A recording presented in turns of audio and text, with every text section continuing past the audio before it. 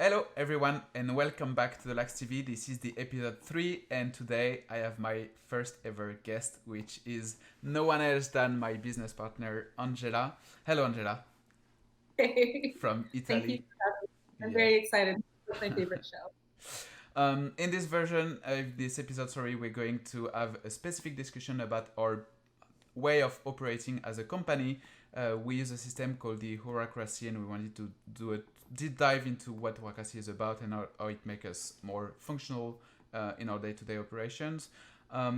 This is the LinkedIn first intro. It's going to be shorter. If you want to have more info, stick around for the YouTube version of the video. Before I let Angela deep dive into the Hurrahcracy, one small explanation.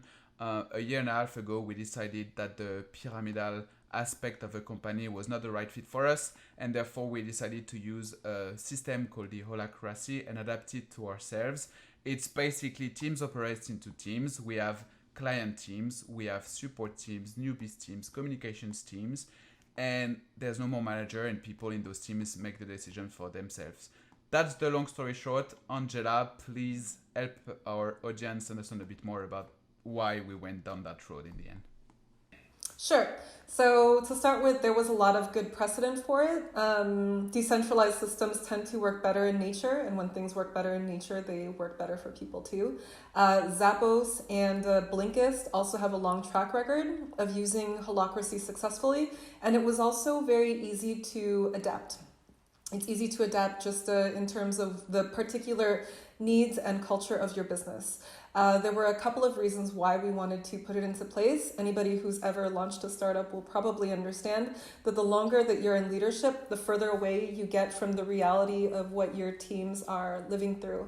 And that made the decisions that Matthew and I had to make, that people needed us to make, a lot slower and also a lot less effective. We just needed more and more context each and every time. Another thing that we noticed when people would approach us to solve problems is there were a few things happening. Sometimes, even often, people had already made decisions about the solutions that they wanted to implement, but they didn't feel safe unilaterally executing. Or they just wanted to deliver a problem and didn't think about making a decision at all. And in both cases, we found that this is just really bad for the growth of people. People should develop enough confidence and seniority in themselves to be able to make decisions about their own business with confidence. And regardless of where you are at any point in your career, you should never stop at delivering a problem to somebody. It's always good to try to start like working through what a potential solution would look like. So we knew that this would be a really good way, not only of sort of solving the problem of our problem solving is probably not the most efficient for most people anymore, but also ensuring that everybody across the board gets to grow. Another really great thing about holacracy, or Hurrahcracy as we call it, is that it enables people to grow horizontally in addition to vertically. So you get to see a lot of the dynamism of people across the board and at different points. I think we're going to deep dive a bit further afterwards, but just for the LinkedIn content, what would you say is the main differences in terms of operating when you're in a usual hierarchy top-down system versus a more flat linear? What would be the biggest benefits you say we've benefit from with Hurrahcracy? With a top-down system, you have to be really clear about who is above you and who is below you and what the nature of the leadership is. That has to be super transparent. And that's not really something that works all the time, especially in a startup context where people could be wearing different hats and their levels of seniority at any given time could vary. The result is naturally that people tend to defer to whoever the founders are. And the founders, like the further and further you go, are not necessarily the best and most adept people at making the kinds of complex decisions that develop. The good thing about Hurrahcracy or holacracy is that it spreads the weight around. When you have a decentralized system, people sort of become experts of their own nodes. You really have to trust in your team actually becomes super, super important in Hurrahcracy because they are effectively the only people that you are responsible to now. Like if you guys don't want to like show up to work all the time, or like you have a specific way that the client is working, you have the autonomy to make those choices. But you also have to be responsible for those choices. You need to be able to report and explain why those choices are made, and you also need to be able to take on feedback. So really, what Hurrahcracy does is it creates a system where everybody becomes responsible for what's essentially their own tiny company within the company, instead of like a pyramidal scheme where you're essentially responsible to the person just above you and whatever stakes and agendas that person might have. And I think the biggest differences for us has been accountabilities. Like people have raised to standard we could have never expected them to raise to, because they were working for a team and not working for someone. And I think that's the biggest take. That's it for the first intro on LinkedIn. If you were on LinkedIn, do click on the YouTube comments below to listen to our conversation. And if you're on YouTube, then let's keep it up. That's it. See you in episode 4. That was for the small outro for LinkedIn, Angela. Now we do have a bit more of time to actually go and digest. Let me restart this discussion a bit around the structure.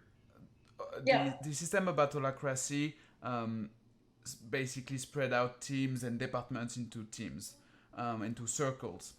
And we've made the decision to create most of the teams around clients. And then we have support team. We can talk about those external teams that support the client team. Why did we went down that road to say we need a team per client and have different specialists working in different roles within the clients? So anybody who's worked in an agency, especially an agency that's getting kind of big, knows that there are 2 problems when you win new business. The first problem is there's never really any coherent organization around who owns this project and what that project really needs in terms of staff, in terms of people. So that's the first thing. Like you get a lot of like a buck passing really early on, and somebody has to be responsible for like making sure that this project is owned by somebody and that the right teams are set in place. That's the first thing. And this is not always very elegant as a process. The second thing is God, I forgot the second thing already. Sorry. It happens. Yeah, it does. Oh yeah, the second thing is that people tend to the more complex a project gets, the more bloated the team gets. Like people start getting thrown into it and they don't totally know why, and they've been briefed at different levels, or some people will get involved at some random level and then randomly leave when other people start to rely on them and expect them there. Like it can be an agency project can be very chaotic. It can be bloated and bulimic at the same time. I don't know if that makes sense. And the really great thing about our model, the Hurrahcracy model, is that it's extremely pragmatic.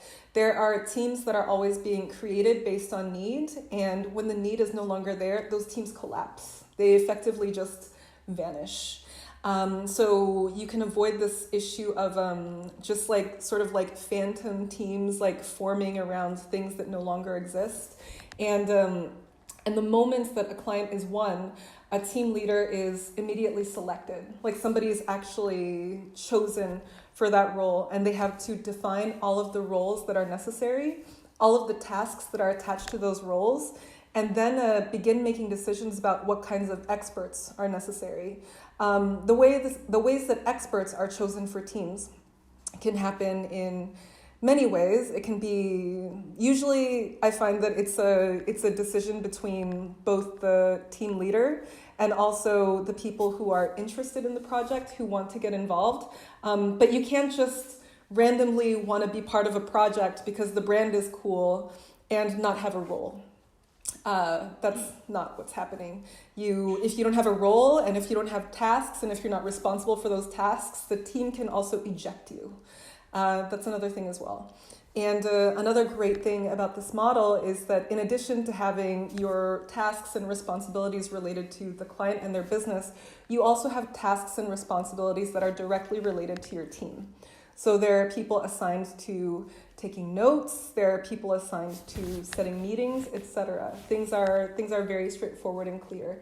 And if you cannot accomplish the tasks that are asked of you when they're expected, you really need to be accountable for that because there's nobody else but you who was expected to do it. And I think that clarity is extremely efficient. And also the ability of your team to be able to say, you know what, this isn't working for all of us.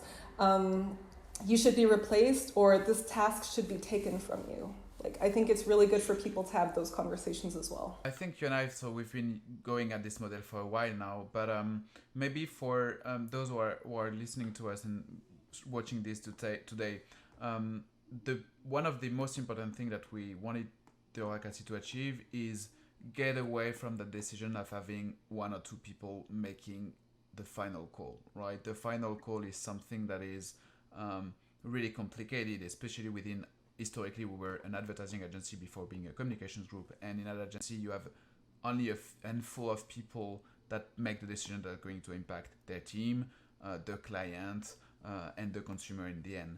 And so the principle of the Hurrahcracy that we applied within Hurrahcracy is that a team makes its decision, right?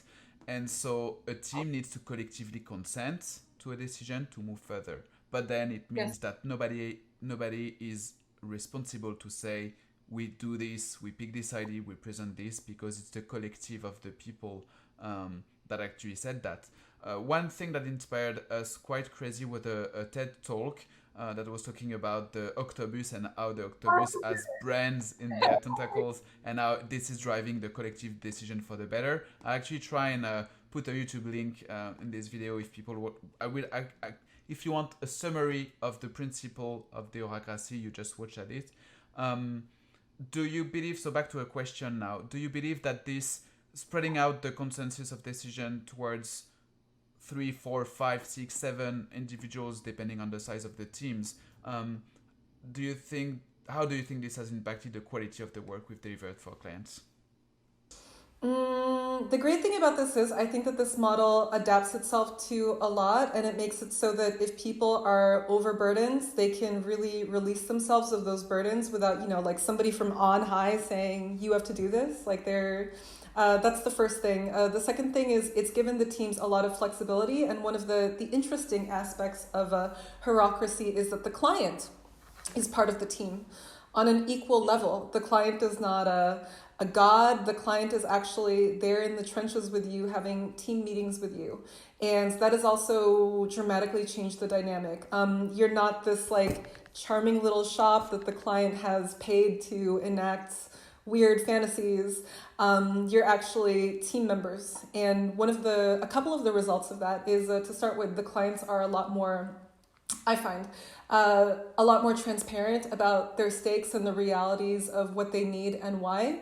And teams are also a lot more honest. They're a lot less nervous about, for example, if they have proposed something and it's not working, well, what are they going to do? Are they going to dig their heels in? What's going to happen?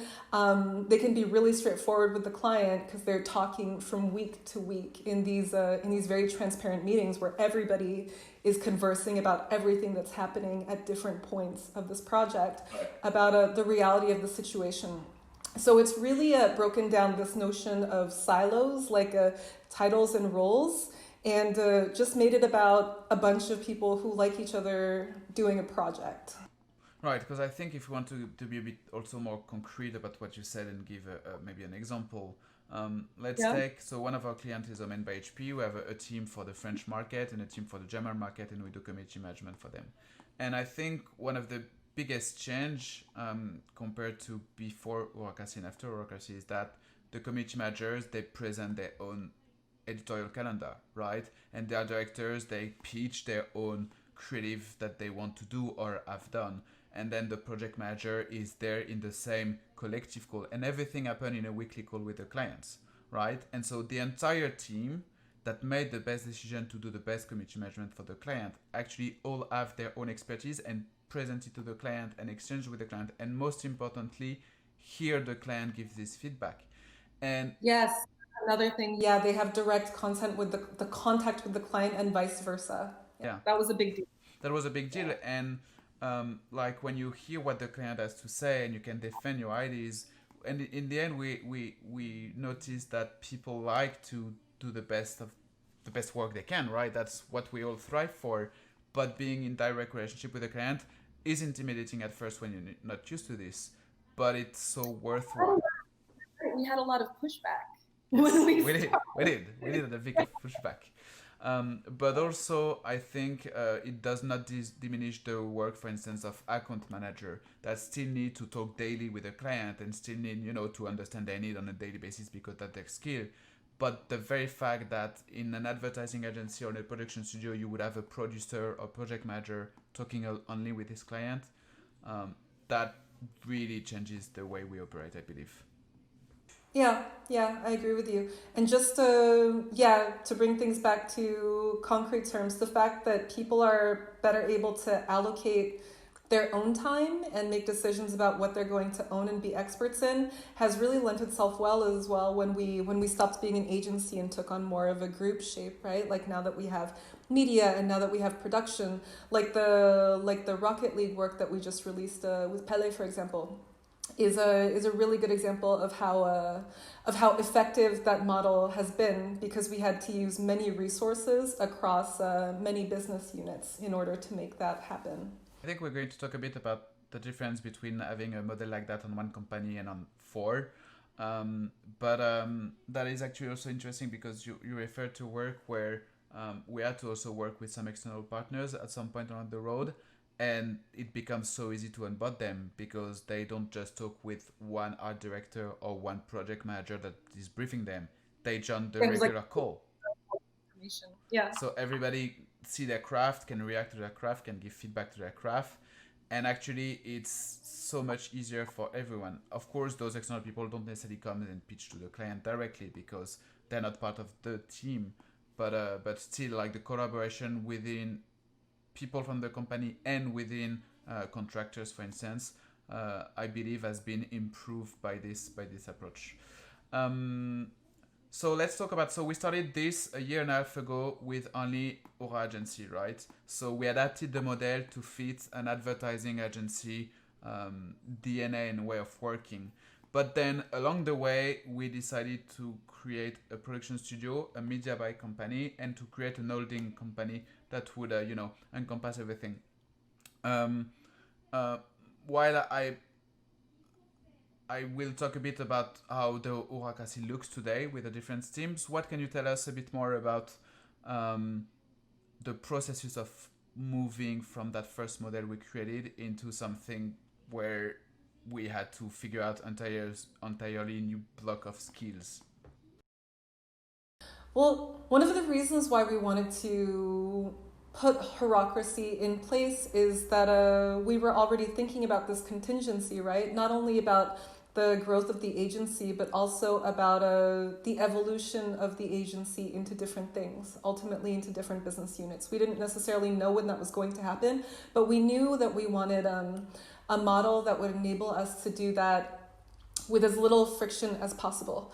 And Hurrahcracy actually made that very easy, because one of the things that's difficult when you create multiple business units is that in a typical pyramidal structure, you would have to recreate pyramids all over again, right? Like, this is the leader of this company, and these are the people that they're responsible for, and these people all have these roles, etc. And then you have to again do all of that work of making sure that accountabilities and roles and N+1s and N-1s, etc., are extremely, extremely clear. You basically have to remake the wheel every single time. And one of the difficulties that you have when many resources are being shared between multiple business units is that people tend to protect themselves by trenching up, right? Like, I am in this department, and I am part of this company, and my stakes are not your stakes. So there's a lot more resistance to being able to do work collaboratively, also because people have to protect themselves and protect their own time, and their managers don't necessarily know what kinds of responsibilities that they might have elsewhere across the board. But also just because that's kind of the nature of the beast. The great thing about Hurrahcracy is that it scales very easily in this way, even if you have multiple business units, because it takes into account that people, one, manage their own time, and people are also horizontal. Like if you have a person who's exceptionally skilled at copywriting, they could also help a separate business unit with research or with project management from time to time, depending on their the level of expertise needed, depending on the kinds of allocation of time that they have, and also on their level of interest in the project. So that's something that we found made life very easy. I think, and maybe you can tell me if this feels wrong. If we had a pyramidal structure, we wouldn't have been able to launch multiple business units at the same time. We would have had to launch them one at a time. especially as co-founders, yeah, we would not have the time to launch 3 companies in a COVID year. Definitely. Yeah, exactly. And we would have had this long, shaky process of onboarding everybody and, just trying to make it work from scratch, like launching Hurrah all over again, basically. And you brought up COVID. That's a really good thing, because obviously we didn't see that coming.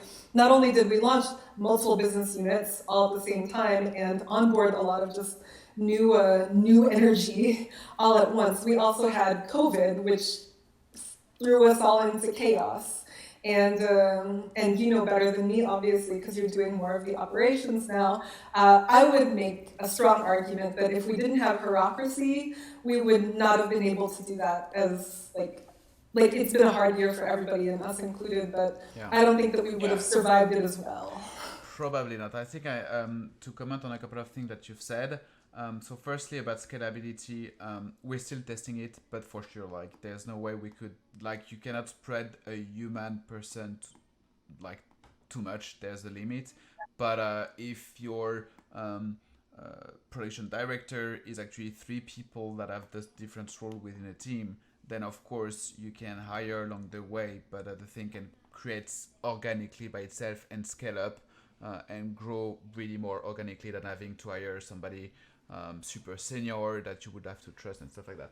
Also, interestingly, we did create a company with a new associate, Varek Cloyer, and he did agree to, use the Hurrahcracy model within the studio company itself.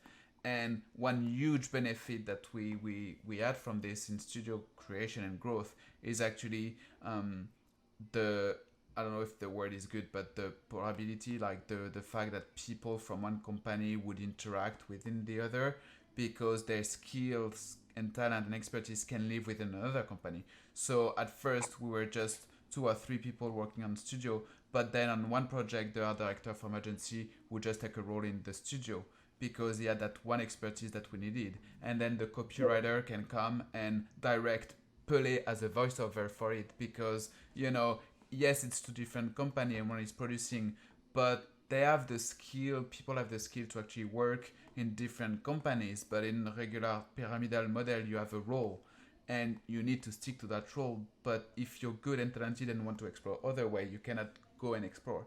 And actually, one super example, we have one of our oldest employee, Jan, has been hired 4 years ago on the agency side. And today, with the structure of the Hurrahcracy, is working in 4 different companies. And as role, that's one example amongst the 20 other people. But he has 4 roles, doing 4 different stuff on 4 different companies, and he made that pass for himself because that's what he wants to do. And of course, he feels gap and needs, but he's doing it because that's what he wants to do. And I think that's really a good show of appreciation from the people we work with, and for the system that organically people tend to work for different companies. And so obviously we have to adapt the label law to make that legal on a legal aspect, but organically it's really great to see. You talked about COVID. I think one additional element of the Hurrahcracy is remote work. The world is discovering that remote work is important and is useful. What can you tell about maybe a bit about internally how much people work remotely and how Hurrahcracy is facilitating this and it's like making it super easy? So I think for us, Hurrah was always a little bit unique because you're French and you grew up in a French system, and I grew up in an American system. And we knew that in order for Hurrah to work in esports, which is international by its nature, we knew that we needed a fusion of both of our cultures, right? We needed an international agency right away. And that's a little hard to do on French soil. Can be. So, yeah, a little bit. So we struggled with doing that, but one of the major frustrations that we encountered are the expectations that people have when they're entering the workforce, and those expectations are really entrenched and super cultural. So one of the complications that I would say that we had early on, especially before Hurrahcracy, I think Hurrahcracy really brought this out in a big way, was the fact that we realized that we had two separate cultures in the agency. There was a very strong, like, one great thing about the agency generally is that everybody speaks English by default. Like, so we had this sort of like tacitly understood international culture, which has been really important and really great. Like, obviously, we also make sure that people are able to have support learning the languages that they need and want to learn in order for to be effective in their jobs. Like, that was also something that we decided really early on. But international people behave in a very different way. Right? Like they're out of the office more. They have very different expectations just in terms of flex time and also in terms of how available that they can be and how responsible they're going to be during flex time when they're in or out of the office.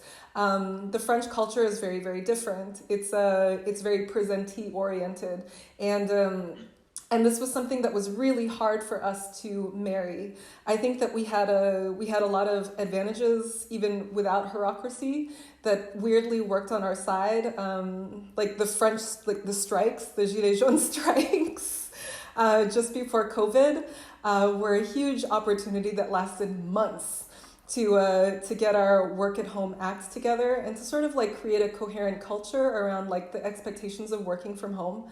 But Hurrahcracy was also hugely advantageous in the sense that once again, it's not up to other people to sort of decide what your sort of like culture of working and your responsibilities are going to be. You are responsible to a series of very discrete people for a series of like very specific tasks. You're responsible to those people. The times when you talk to them and interact with them are really specific. The expectations that they have of you and that you have of them are also very clear. And if you cannot fulfill an expectation, or if you're not available or whatever, you've had a bad day. I think we've all had varying degrees of breakdown during COVID. There are many avenues to express that to your team, to your people, and also to be able to support people who need extra or unexpected aspects of support in different ways. So I would say in a very long and roundabout way that not only did Hurrahcracy, especially during COVID time, help cohere remote, like the culture that we had, where some people were more accustomed than others to remote working. It also enabled us to create systems that facilitated all of the things that were necessary in order for Hurrahcracy to function. So for example, all of our tasks lists, the different ways that teams conduct meetings, there were very clear things where we knew that we needed to have online platforms set in place to make sure that people could go on being effective and being useful without like remaking the wheel every single time. And I think so when we did create the Hurrahcracy, we didn't foresee the need for remote work. So that was not part of the decision maker that made us move down that direction. But in the end, the thing we're actually seeing is that we're actually having foreign people who's been working in Paris that are considering, and that some of them will move back to their homeland. But they do want to stay with us. They do want to keep working, and they know they can't simply because the system makes it so that they see their colleagues every day on webcam. They have call, they have meeting, they see their client they see more their client from their home back in Scotland, for instance, that they would in Paris going to see the clients once a month by taking a cab. And so it is actually, I would go further and say that it's actually redefining the remote work as the norm for us, meaning that we're seeing that not only didn't change anything in our work, but because our clients are all also going to be working more remotely in the years to come, and this is a really good thing. Actually, the entire system of clients, the way they work, is making sure that the Hurrahcracy is preparing the future, and that if we said it was scalable, but if we do ever launch a part of Hurrah that would be abroad, we don't actually need people to be in that part of the location to launch and work for it, right? So much of, sorry. No, that's okay. I would even say that so much of Hurrah is abroad already. It's interesting that you brought up that people are moving now, because I think one of the things that's happening now that COVID has lasted almost a year is that there's a lot of migration happening even within the country. There are a lot of people who want to leave Paris. There are a lot of people who just want to spread their lives out a little bit more, even if it's within France.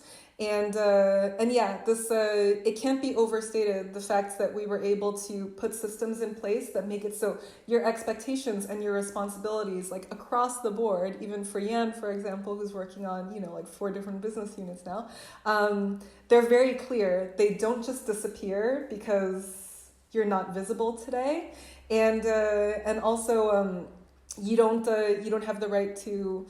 It's really hard to just ghost people or be to be a little bit vague. Like there are some people who work from home and kind of take advantage of that parentheses because nobody really knows what they're doing. And if they're doing the thing that they said they would be doing, people will follow up with you about that, and they'll be right to. And if you make them wait too long. And people being your peers, like not a manager or anything, it's like your colleague that would say, what do you mean you did not meet that deadline? That's what we need to push this further. Yeah, that's very true. Exactly. Yeah. That's very true. Yeah. Andrea, we've been talking for a bit more than half an hour. Just maybe to start wrapping things up, we've talked a bit about the benefits from the group, Hurrah, from the client being more aligned with the team and more connected with us on a daily basis. Maybe some people that have watched 30 minutes of this content are going to be people who might want to work with us as colleagues along the way. For those people, what would we say we can say about the who's Hurrahcracy for? Like, is everybody equipped to work within this system? And if yes or if no, depending on the answer, what should people have, do you say, a soft skill to be able to better onboard and be onboarding within the Hurrahcracy system, even if they have never heard of it before this video? Excellent question. I think there are a few things. We've talked a lot about the benefits already, so maybe we should talk a little bit about the caveats, because we haven't talked about them very much at all. The first thing, and I know that we had a lot of complicated discussions about this, is that you have to really commit to the holocratic model, right? So that demands a lot of rigor. The model is revised constantly, every few months, an updated constitution is sent out and everybody reviews it and everybody looks at the changes. It's an extremely rigorous model. You have to take it really, really seriously. That's the first thing. And all employees who get onboarded, they have to read it and learn how to understand it in order to be They have effective. to read a 65 PDF and digest document. We're working on making it a bit more easy to read, but it is a strict system. Yeah. What else? But it's essentially the programming language for the entire culture and functioning of the company, right? So on some level, that's good. Like instead of stumbling through your company for 3 years trying to figure out all the invisible rules, you have the programming language. And you can impact the programming language on quite a regular basis. The second thing is, just because of that level of commitment, this is something that's emphasized often for people who are considering holacratic models. You as founders, as leadership, have to commit to respecting the model. Like if people make choices that you don't agree with or aren't crazy about, or not choices that you would make, you entirely break the model by trying to make a unilateral decision over everybody's head. You can't do that. So you really have to be willing to relinquish control. And there are many different kinds of leaders. I don't think that every leader is willing or able to do that, which is not a judgment, but it's a choice to make. It's something to take into consideration. And I think me and Matthew, we worked really hard to design a system where we could dissimulate our power safely and effectively, but also create ways where it was important for us as well to create a cultural feedback loop, right? Because in addition to making the best possible decisions for your clients and for your employees, another thing that was really your employees, for your clients and for your teammates, another thing that was really important for us was not to lose the values of Hurrah, which are also constantly evolving, but which are not just like a set of regulations and guidelines about how you should behave. In many ways, Hurrah's values are also our roadmap. And it was really important for us to be able to combine those two constantly evolving cultures and make sure that they're increasing each other and not diminishing each other. And when we were able to find that sweet spot, it was a lot easier for us to step back. The third thing that I would say is I had mentioned earlier that Hurrahcracy is really good for bringing out just like the dynamism in people. Like you were saying with the example of the Pele video, you have a copywriter who can also operate as a director on this dream gig. Like I saw like the post that he put on LinkedIn, he was so proud to have worked on that. And it was in another business unit and it was not his agency role. And, he might not have ever been able to do that if he had been anywhere else. That was not, like using a holacratic model. So you can really take advantage of that sort of like horizontal growth and dynamism and effectively, in a world where everything is chaos, kind of like build an interesting trajectory for your life, right? I would say that one person that Hurrahcracy is not for is a person who wants a really straightforward career trajectory. There's a certain kind of person who just like, they want to start out as like a junior copywriter and go to senior copywriter and, they're working their way to creative director in a really straightforward way. They want to hit all the big agencies, maybe a little bit of diversity here and there, some cool indies, but they have a very clear path and that's what they want to do. I think that people like that would find a holacratic model like very chaotic and scary. So that's something to take into account as well. Although I do think that just to understand how it works, it's worth trying. Like having that. Sure. Yeah. I'm actually going to use this to start concluding this discussion. The best way to understand Hurrahcracy is actually to interact with it. So if whether you're a potential partner, a potential client, a potential collaborator, a potential contractor, whomever you might be watching at this video, I think if you ever interact with us, with the group, here's what you're going to find. You're going to find in the advertising agency, in the production studio, or in the media buy agency, you're going to find client teams. And that is about it. You will have people dedicated to making sure, experts dedicated to making sure that they produce the best deliverables, whatever that might be, for the client. And then you're going to encounter, especially within the holding company, within Hurrah.group, you're going to encounter people that turns out to be also employees for some of them of the other companies that are here to support internally or externally the people. So we have, for instance, the support team when we have the HR person, the finances people making sure the offices have groceries being made. But you will also find the com team that is about talking about us, subscribing to awards, setting up conferences, or helping me promote the LacsTV as I'm trying to grow it. We also have the newbies team. Like you have a new project, you're going to meet several experts for the different company that's going to interact with you. All of this to show that this is as organic as it sounds, right? It's just logical, and this is why we were seduced by this model. It's because it makes sense that an holding company is making sure internally and externally things are going fine, but each specific companies is doing their job, right? And I think that's the model that we have, and so far so good. Anything for the conclusion, Angela, to add?